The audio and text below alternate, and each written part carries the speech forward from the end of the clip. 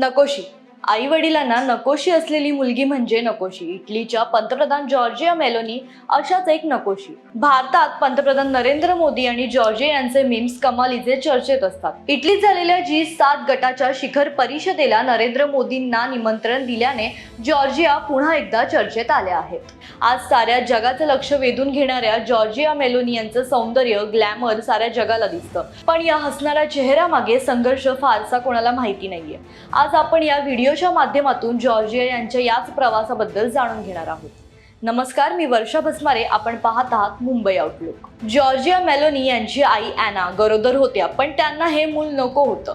त्यांनी गर्भपात करण्याचा निर्णय घेतला. पण का कोणास ठाऊक अॅना यांनी मन बदललं आणि त्यांनी हे मूल अर्थात जॉर्जिया यांना जन्माला घालण्याचा निर्णय घेतला. इटलीची राजधानी रोम या ऐतिहासिक शहरात जॉर्जिया यांनी जन्म घेतला. आईच्या पोटात जगण्याची लढाई सुरू झालेल्या जॉर्जिया जेमतेम 1 वर्षाच्या असताना वडील घर सोडून निघून गेले. ते परतलेच नाही. आई अॅना लेखिका, या लेखक छंदावर त्यांनी आपला प्रपंच चालवला. वडील कम्युनिस्ट विचारांचे होते, पण जॉर्जिया यांच्यावर आईच्या फॅसिस्ट विचारांचा प्रभाव होता.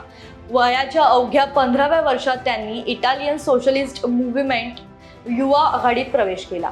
ही चळवळ उजव्या विचारांचा पुरस्कार करणारी. स्वाभाविकपणे जॉर्जिया यांच्यावर उजव्या विचारांचा प्रभाव पडला. 1996 मध्ये त्यांनी नॅशनल अलायन्सच्या विद्यार्थी आघाडीच्या राष्ट्रीय नेत्या बनल्या. 1998 मध्ये त्या रोम मधून नगरसेविका म्हणून निवडून आल्या. 2000 साली त्या नॅशनल अलायन्स युवा आघाडी अध्यक्षा बनल्या. कमी वयात हे पद भूषवणाऱ्या त्या पहिल्या महिला होत्या. राजकीय आणि सामाजिक आघाडीवर जॉर्जिया यांनी आपली छाप पाडत राहिल्या. पण इकडे त्यांना जगण्याची लढाई देखील करावी लागत होती.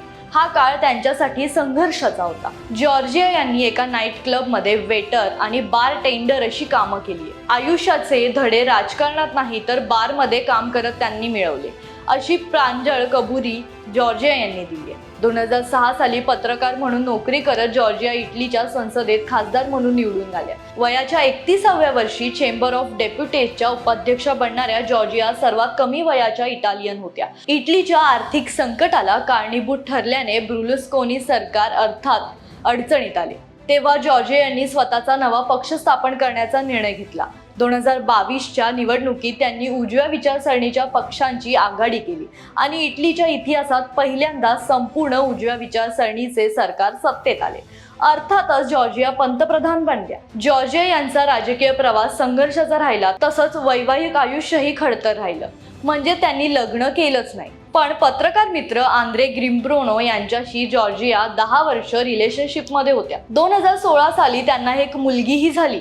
पण दोघांनी लग्न न करण्याचा निर्णय घेतला. 2023 मध्ये त्या जॉर्जिया यांनी आंद्रे यांच्याशी असलेले संबंध संपुष्टात आणल्याचं जाहीर करून टाकलं. जॉर्जिया यांचा राजकीय प्रवासही एकटाच होता, तसाच तो वैयक्तिकही होता. जॉर्जिया या उजव्या विचारसरणीच्या सनातनी असल्याने स्वाभाविकपणे त्यांचे जागतिक पटलावर राजकीय संबंध प्रस्थापित होताना उजव्या विचारसरणीचे सरकार असलेल्या देशांची जास्त जिव्हाळ्याचे बनले.